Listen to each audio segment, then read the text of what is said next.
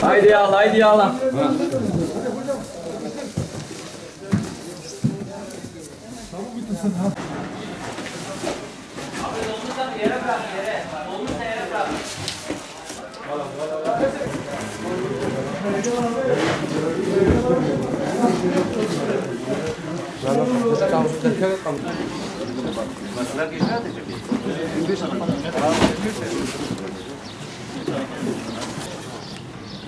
Kaç tane tutmaydı Seyit? 30-12 tane kaldı. Abi diğerine başla, diğerine. Abi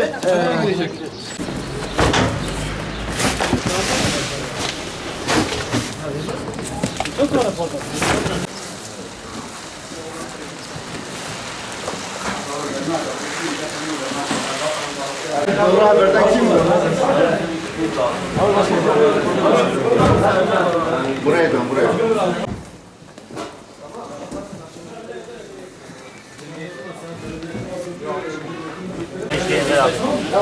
Abi dersin. Ahmet.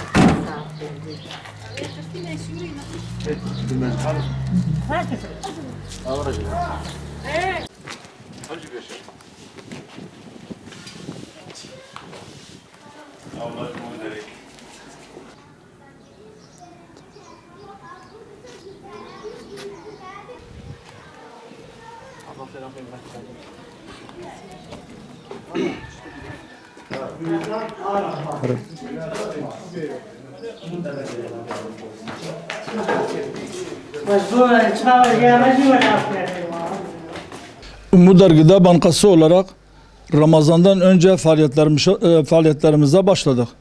Çünkü Ramazan'a girmeyle beraber bütün ihtiyaçlarımızı giderdik. Ramazan'ın birinci haftası, Ramazan'a girmeden bir önceki hafta dağıtıma dahi başladık. Onun için Ramazan ayı içerisinde yardımlarımız devam edecektir. Mahalleler arasındaki fakir, muhtaç, yetim kişilere ulaştırılmak üzere gönül ve üyelerimizle beraber fakir, muhtaç insanlara yardımları ulaştıracaklar inşallah. Bizim Umutlar olarak çalışmalarımız 12 ay devam etmektedir. Fakat en fazla biz bu Ramazan ayına önem vermekteyiz. Çünkü şu anda bizim muhtaç, yetim ve fakir kişilerin zengin ve derneklerden beklendikleri vardır. Bu insanların ihtiyaçlarını giderebilmek için bu Ramazan ayı içerisinde bu fakir, muhtaç, yetim insanlara elimizi uzatmamız lazım. Ramazan boyunca Umutlar Gıda Bankası olarak yardımlarımız devam edecektir.